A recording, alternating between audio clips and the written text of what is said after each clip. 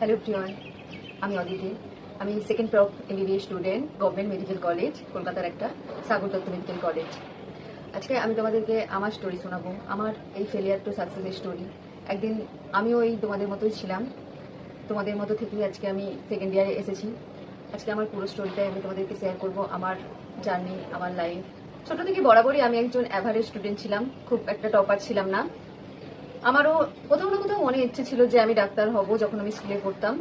But 11-12-এ এসে সেই ইচ্ছেটাকে আরো আমি জোর দেওয়ার চেষ্টা করেছিলাম, কিন্তু কোনো কারণে হয়নি। যারা বেঙ্গলি বোর্ড, তারা তোমরা রিলেট করতে পারবে যে আমরা বেশিরভাগ সময় 11-12-এ নিটের প্রিপারেশন নিই না। আমাদেরকে বলা হয় যে উচ্চ মাধ্যমিকের পরে নিটের প্রিপারেশন নিতে শুরু করবে, যেই লাইনে যাও সেই লাইনের প্রিপারেশন নিতে শুরু করবে, না হলে তোমার উচ্চ মাধ্যমিকটা তো খারাপ হবেই, প্লাস তোমার সিলেকশনও হবে না।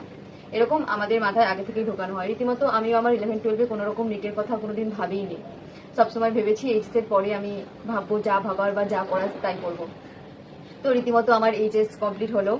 আমার 11টা ছিল লকডাউনে, 11টা খুব একটা আমার পড়া হয়নি। বাট আমার 12টা আমি যেহেতু একটা কোনো কিছু হওয়ার স্বপ্ন ছিল, আমি খুব মন দিয়ে পড়েছিলাম। আমি এইচএস এর জন্যই পড়েছিলাম, খুব মন দিয়ে পড়েছিলাম। আমাদের বেঙ্গলি বুকগুলোই পড়েছিলাম, খুব ভালো করে পড়েছিলাম। দেন আমার টিচাররা আমাদেরকে বললেন যে লাস্ট দিন যেদিন আমাদের ফেয়ারওয়েল হয়, তো তখন সবাই নিটের ফর্ম ফিল আপ করছিল। আরে আমার ফ্যামিলিও বরাবরই যে সবকিছু ফর্ম ফিল আপই তুই করবি, যেটা করিস করবি তারপরে। তো রীতিমতো আমিও বলছিলাম যে সবাইকে যে আমিও ফর্ম ফিল আপ করেছি। তখন স্যাররা 2-3 জন স্যার একসাথে তো বলেনি, যে যার টিউশন সে তার বলেছিল, তখন পার্টিকুলার টিউশন থাকতো, যে তুই পড়া শুরু কর, তুই যেহেতু 12টা এত ভালো করে পড়েছিস, তুই পারবি, 1-2বার ট্রাই করলে অ্যাটলিস্ট তুই পারবি। তো আমি রীতিমতো বাড়িতে এসে বললাম যে আমি ড্রপ নেব আর আমি নিটের জন্য প্রিপারেশন স্টার্ট করব। প্রথমে তো বাড়ির লোক শুনে একটু অবাক হয়ে গেছিল যে ড্রপে আর সবাই কি বলবে। তো বাড়ির লোক প্রথমেই বলেছিল যে ঠিক আছে তুই ড্রপ নিবি, কিন্তু আমার প্রথমেই জেন ফার্স্ট আমার র্যাঙ্ক চলে এসেছিল ভালো। তো বলেছিল তুই অ্যাডমিশন নিয়ে নে, তারপরে তুই তোর নিটের প্রিপারেশনও স্টার্ট করবি। কিন্তু আমি কোনোদিন চাইনি কোনো কিছুতে অ্যাডমিশন হয়ে নিটের প্রিপারেশন নিতে। দুদিকেই লস করবো, ওদিকটাও পারবো না, এদিকটাও পারবো না। আমি কোনোদিন চাই না যে দুটো নৌকা একসাথে পা দিয়ে চলতে, যে কোনো একটা লাইন করব। আমি বাড়িতে অনেক বুঝিয়েছিলাম, বাড়ির লোক রাজিও হয়ে গিয়েছিল, কারণ আমার মা বাবা দুজনেই গভর্নমেন্ট চাকরি করে। তো দুজনেই রাজি হয়ে গেল। তো এবার কি করব, কোথায় ভর্তি হবো, কি করব। আর তখন আমাদের এতটাও ফাইন্যান্সিয়াল কন্ডিশন ভালো ছিল না যে আমাকে অ্যালিনে বা আকাশে ভর্তি করবে, সেরকম অবস্থা আমাদের তখন ছিল না। তো রীতিমতো সবাই তো বলতে শুরু করলো যে আকাশে ভর্তি করনি, অ্যালিনে ভর্তি করনি, কোথায় ভর্তি করেছো। আমি নর্মাল বাগনানের একটা কোচিংয়ে পড়েছি। আমার ওখানে নর্মাল কোচিং, যেটা আকাশ আলী নয়, এটা নর্মাল কোচিংয়ে পড়তাম। প্রথম ড্রপ ইয়ারটা ভর্তিও হয়ে গেলাম। প্রথমবার এইচএস এর সাথে আমি নিট দিয়েছিলাম, তখন আমার ভালো হয়নি রীতিমতো। তো আমি জানতাম, আমি জাস্ট একবার চেক করার জন্য দিয়েছিলাম যে ঠিক আছে কেমন হয় এক্সাম, কিরকম নার্ভাস ফিল হয়, জাস্ট এই জন্যই আমি নিট এক্সাম দিয়েছিলাম, ব্যাস। আমার কোনো প্রিপারেশন ছিল না, প্রিপারেশন জিরো ছিল। রীতিমতো খারাপই হবে, ফার্স্ট অ্যাটেম্প্ট এইচএস এর সাথে দিয়েছি। তারপরে পড়াশোনা শুরু করলাম। বাড়ি থেকেই যাতায়াত করতাম, অনেকটা দূর ছিল, প্রায় বাড়ি থেকে 2 ঘন্টা দূর যাতায়াত করতাম। সপ্তাহে 2 দিন হতো, 2 দিন কি 3 দিন। তো প্রথম প্রথম ভালো লাগতো যে হ্যাঁ এরকম এরকম, বাট সেখানে গিয়ে আমার কোনো রকম লাভ হয়নি। বলে না, যখন প্রথম প্রথম তুমি বাড়ির বাইরে যাও, তখন একটা অন্যরকম দুনিয়া আসে, অন্যরকম কিছু, বাইরের লোক। আমার সেখানে বিভিন্ন রকমের ফ্রেন্ডস তৈরি হয়েছিল, তাদের সাথে আমি মেলামেশা করতাম। অনেক ফ্রেন্ডস তৈরি হয়েছিল, আমি তাদের সাথে মাঝে মাঝে পড়তে না গিয়ে অন্য কোথাও যেতাম, গিয়ে ঘুরতাম, মলে যেতাম, বাজারে। ওখানে ওখানে খুব টাউন এলাকা, তো ওখানে আমি মাঝে মাঝেই চলে যেতাম ফ্রেন্ডদের সাথে, খুব কম ক্লাস করতাম। এরকম করতে করতে মোটামুটি ডিসেম্বরের কাছাকাছি চলে এসেছিল। আর বাড়ির লোক তো পুরো প্রিপেয়ার ছিল যে যেহেতু এটা আমার ফার্স্ট ড্রপ, আমি এই ড্রপে পেয়ে যাবো, যেহেতু ক্লাস যাচ্ছি, রেগুলার পড়ছি। বাড়ির লোকেও নিশ্চিন্ত ছিল। বাট আমার কোথাও না কোথাও গিয়ে ওই ডিসেম্বর মাসের পরে মনে হলো যে আমি নিজেকে ঠকাচ্ছি, আমি নিজে আমার ফ্যামিলিকে ঠকাচ্ছি। আমি মক টেস্ট যখন দিতাম, আমি মন দিয়ে দিতাম না। আমরা 3-4 জন মিলে গ্রুপ করে দিতাম, আমি এই চ্যাপ্টারটা পড়বো, তুই এই চ্যাপ্টারটা পড়বি, সবাই মিলে যেটুকু জানবো লিখবো। তাও মক টেস্টে আমার বেশি নাম্বারও আসতো না তখন। এতটাই আমি ওখানে গিয়ে নিজেকে ডাউন ডাউনফল বলে না, ওটা আমার হয়ে গেছিল তখন লাইফে। জানুয়ারি মাসের দিকে আমি রিয়েলাইজ করলাম যে না, আর না, এবার ঘুরে দাঁড়াতে হবে। জানুয়ারি 2023 ছিল। তো তখন আমার মনে হলো যে না, এবার আমাকে ঘুরে দাঁড়াতে হবে। তারপরে আমি কোচিং বন্ধ করে দিলাম, পুরো ইউটিউবে পড়তে শুরু করলাম, ইউটিউবে পড়া শুরু করলাম। বাট পড়েছি, নলেজ পেয়েছি, বুঝতে শিখেছি, এরকম পড়বো এরকম পড়বো, কেমিস্ট্রির এরকম পড়তে হয়, বায়োলজির এনসিইআরটি প্রত্যেকটা লাইন ধরে পড়তে হয়, এগুলো আমি প্রথম প্রথম পড়িনি। ওই তারপর থেকে পড়তে শুরু করেছিলাম, রীতিমতো এমসিকিউ সলভ করতাম। প্রচুর পড়েছিলাম। ওই জানুয়ারি ফেব্রুয়ারি মার্চ এপ্রিল আমাদের 7ই মে এক্সাম হয়েছিল। তখন মানে প্রচুরই পড়তাম যে হ্যাঁ মানে এক্সাম দেবো, বাবা মাকে ঠকাতে পারি না, কারণ বাবা মা আমাকে ভর্তি করেছিল এত দূর একটা কোচিং এ, আমি আমার মানে কারণের জন্য আমি মানে করে ফেললাম যে আমি মানে আমার বছরটাকে নষ্ট করে দিলাম এই কত মাস। মানে জানুয়ারি মাস থেকে আমি খুব ফোকাস নিয়ে মানে বাড়িতে পড়তে শুরু করলাম। আর বাড়িতে যেহেতু আমার জয়েন্ট ফ্যামিলি বলতে আমার বাড়িতে পুরো ফ্যামিলি নিয়ে আমরা একসাথে থাকি, তো বাড়িতে আমার প্রচুর ডিস্ট্রাকশন হতো, মানে আমি পারতাম না পড়তে, মানে আমার হতো না। বাট আমার মা যিনি আছেন উনি আমাকে প্রচুর সাপোর্ট করেছেন এই দিক থেকে, মানে এই পড়ার দিক থেকে আমাকে প্রচুর সাপোর্ট করেছেন, মানে আমি কোনোদিন ভুলতেও পারবো না।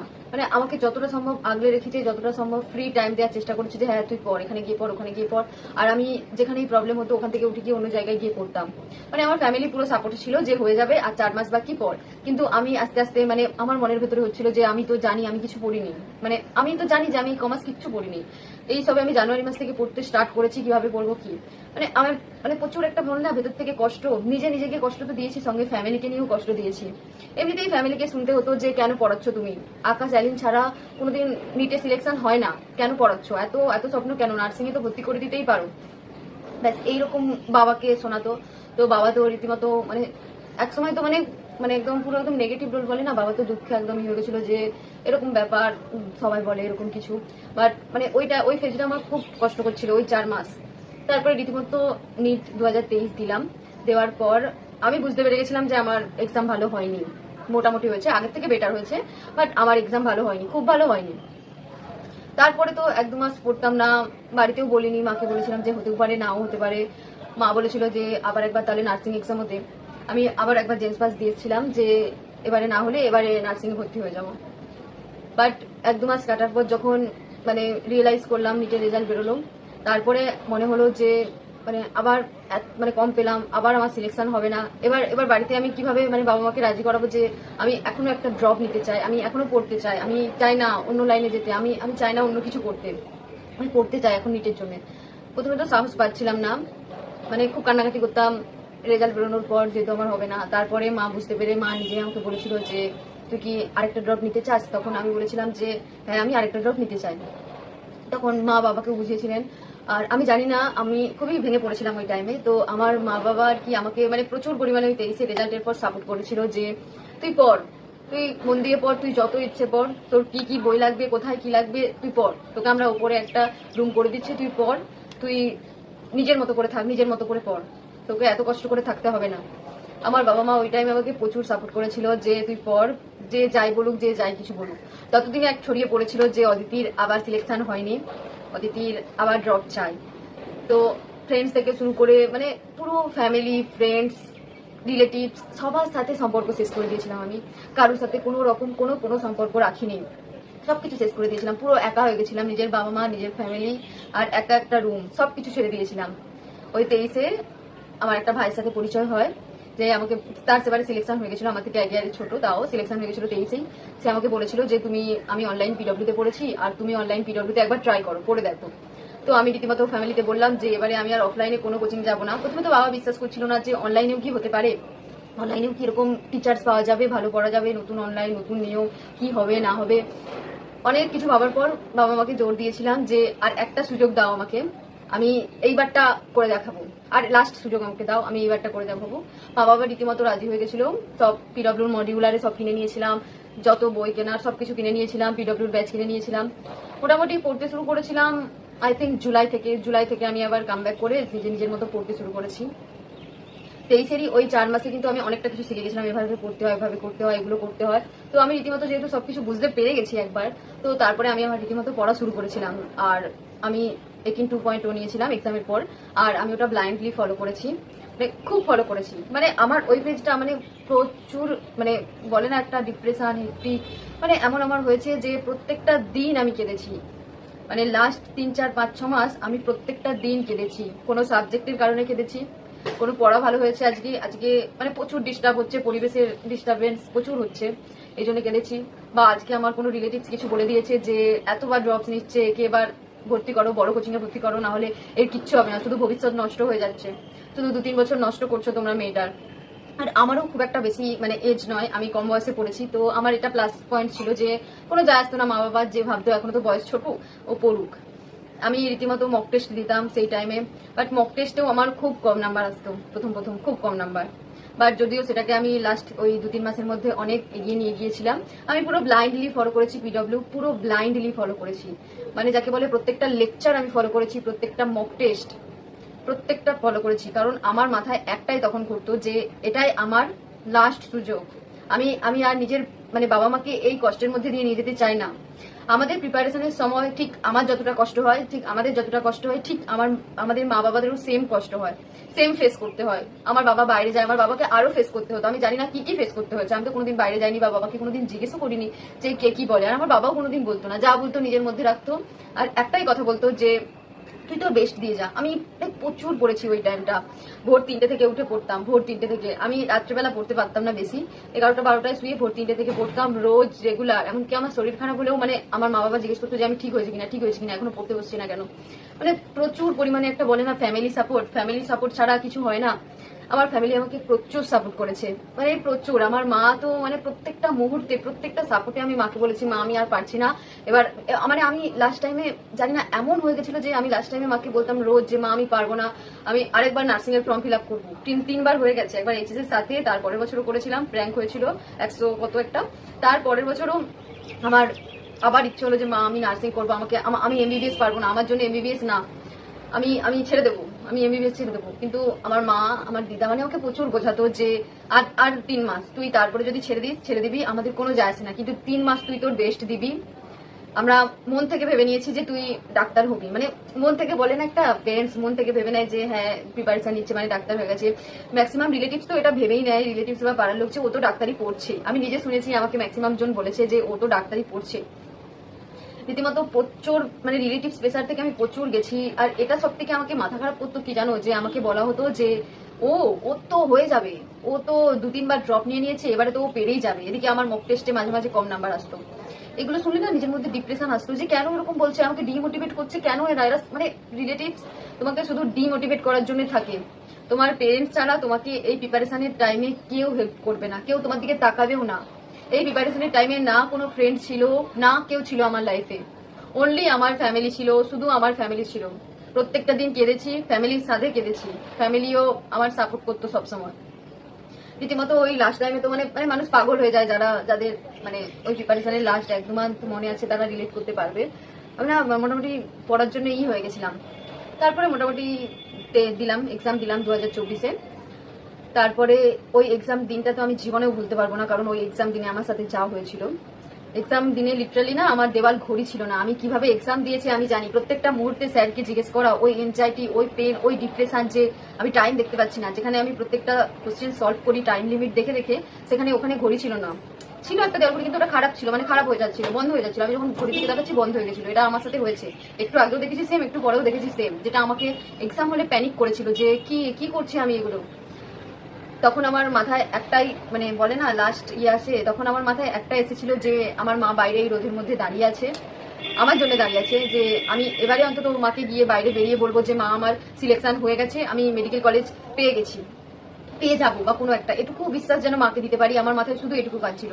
2 মিনিটের জন্য আমার ডিপ্রেশন হয়েছিল, কিন্তু সব ডিপ্রেশন ছাড়িয়ে আমি আবার নিট এক্সাম দিতে শুরু করেছিলাম। মাল্টিপল টাইম জিজ্ঞেস করেছিলাম, আর স্যারগুলো খুব ভালো ছিল, তো বলতে ছিল যে হ্যাঁ এরকম এরকম এই টাইম হচ্ছে রীতিমতো আমি এক্সাম দিয়ে দিয়েছিলাম। তারপরে আমার ভালো হয়েছিল, এক্সাম খুব ভালো হয়েছিল।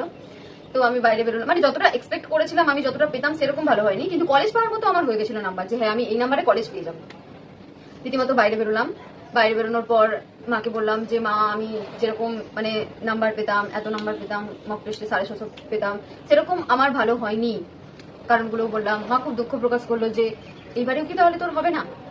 মাকে তখন বললাম যে না মা এবারে হয়ে যাবে, একটা না একটা গভর্নমেন্ট সিট তো আমি পেয়ে যাবো, হয়তো আমি আমার ড্রিম এমসি কে পাবো না, বাট একটা না একটা কলেজ তো আমি এইবারে মানে পেয়েই ছাড়বো। তখন মাকে এটুকু বিশ্বাস দিলাম। তারপরে বাড়ি ফিরে এলাম, এসে অ্যান্সার কি দিয়ে মেলালাম, তখন তো কলেজ পেয়ে যেতাম, এসএসকেএম এমসি কে পেয়ে যেতাম। বাট তারপরে যেটা হলো রেজাল্টের দিন আমাদের, মানে জানোই 2024-এর কথা, তোমরা সব উলট পালট হয়ে গেছিল, সব এদিক ওদিক হয়ে গেছিল। থ্যাংক গড আমি মানে একটা অ্যাটলিস্ট মেডিকেল কলেজে সিট তো পেয়েছি। তো এরকম হলো। তারপরে রেজাল্ট বেরোলো নিটের রেজাল্ট তো শকিং ছিল একটু, যে ড্রিম কলেজ পেলাম না। এমনিতেই তো যে নাম্বারটা পাওয়ার কথা ছিল নাম্বারটাও পেলাম না, এদিকে কলেজও পেলাম না। তারপরে তো এত র্যাঙ্ক পেছনে, যে কলকাতার যে কোনো একটা কলেজ তো হবে, আমার বাড়ি থেকে সামনে যেহেতু এটাই, তো রীতিমতো যে ঠিক আছে এই কলেজটা তো হবেই। তারপরে যখন 2024-এ নিটের রেজাল্ট বেরোলো, অনেক কিছু কীর্তি হয়ে গেছে তার আগে, জানোই তোমরা, কোর্ট টোট নিয়ে অনেক কিছু ব্যাপার হয়েছিল। তারপরে ফাইনালি যখন মানে আমার মনে আছে আমার ওই কলেজ যেদিন অ্যালট হয় আর কি, মোটামুটি ওই 2টোর দিকে হয়েছিল। আমি সকাল 12টা থেকে কোর্টে বসেছিলাম, কারণ পরের দিনই অ্যাডমিশন নেবো, তো এখানে মানে একটা সার্টিফিকেট বার করতে হয় আর কি। তো ওরকম বসে আছি কোর্টে। তো তারপরে কি হয়েছে, আমার মানে বাড়িতে ছিলাম না আমি, আর আমার মা বাবা দুজনেই যেহেতু মানে চাকরি করে, দুজনেই বিজি থাকে, দুজনের টাইম থাকে না। ওই দিন আমার বাবা আমাকে মানে বলে না 5 মিনিট ছাড়া ছাড়া কল করছে যে হয়েছে হয়েছে রেজাল্ট হয়েছে। তো রীতিমতো মানে আমিও নার্ভাস ছিলাম যে আমি মানে মোটামুটি আমি জেনে গেছিলাম যে কলকাতার ওই টপ কলেজগুলো হবে না, কিন্তু আমি বরাবরই চেয়েছিলাম সাগর দত্ত নেবো, নাহলে আমার বাড়ি যেহেতু মেদিনীপুর, নাহলে আমি মেদিনীপুর কলেজ নেবো। তো মোটামুটি সাগর দত্তে রেজাল্ট বেরোনোর পর সাগর দত্তে আমার মানে অ্যালট হয়, ঠিক আছে।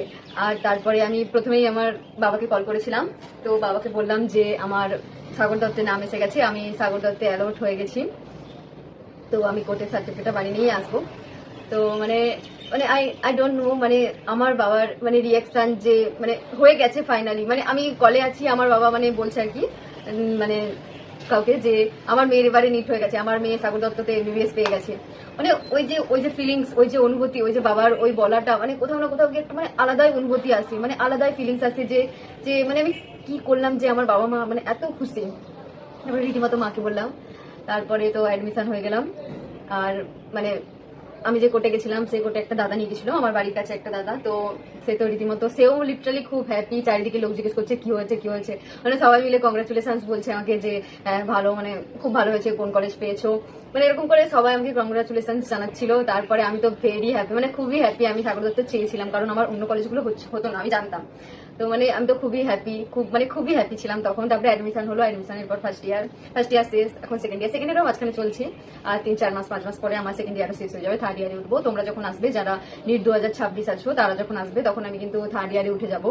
বাট আমার জার্নিটা এরকমই ছিল, সব জার্নি ইজি হয় না, সবসময় সবকিছু ছেড়ে দেওয়া উচিত না। যদি তোমার মনে হয় যে তুমি ডাক্তারি হবে, আমি তোমাকে বলবো তুমি ছেড়ো না, ড্রপ নাও, কিন্তু ড্রপগুলো যেন তোমার এফেক্টিভ হয়। মানে তুমি ধরো, আমি আমার সেকেন্ড ড্রপটা মানে করেছিলাম, তারপরে থার্ড ড্রপে সেটা আমার মনে ছিল যে এই ড্রপে আমাকে করতে হবে, মানে একটা পজিটিভ শক্তি রাখো তোমার মধ্যে যে আচ্ছা এইবারে হয়নি, আমি নেক্সট বারে খুব ভালো করে করবো, এরকম যেন তোমার টার্গেট থাকে। আর তোমার মাথার মধ্যে সবসময় যেন অন্য কোনো চিন্তা না থাকে যে আমি এটা না হলে ওটা করবো, ওটা না হলে এটা করবো। নো, যাই হয়ে যাক, তোমার চিন্তা যেন একটাই থাকে, আমি এমবিবিএস করবো, আমি এমবিবিএস কলেজে আসবো, ব্যাস আমার একটা সিট চাই, এটা যেন তোমার মাইন্ডে থাকে। আর খুব ভালো করে পড়ো। আর যারা মানে ভাবছো ছেড়ে দেবো, অন্য কিছুতে লাইন বলবো, আমি বলবো তোমরা পারলে একবার লাস্ট চান্স নিয়ে দেখো। এমবিবিএস এ যারা পড়ে তারা সবাই এমন না যে এক ড্রপেই চলে আসছে, প্রথম অ্যাটেম্পটেই চলে এসছে, এরকম না, অনেকেই আছে 4-5 ড্রপ এসছে, অন্য কোর্স থেকে এসছে, 6-7 বার ড্রপ দিয়ে এসেছে, অনেক বড় বড় এজে তুমি এখানে পাবে। তো রিল্যাক্স থাকো, নিজের ফ্যামিলিকে বোঝাও, নিজের ফ্যামিলিকে ভিডিওটা দেখাও, আর মানে ড্রপ নেওয়া বন্ধ করো না। আর আমি আমার চ্যানেলে এবার থেকে তোমাদের জন্য নিটের জন্য ভিডিও বানানো শুরু করবো, মাঝে মাঝে ফাঁক টাইম পেলে তোমাদেরকে অ্যাডভাইস দেওয়ার জন্য বা সিলেবাস রিলেটেড কিছু বলার জন্য। তো চলো, ভিডিওটা এতটাই।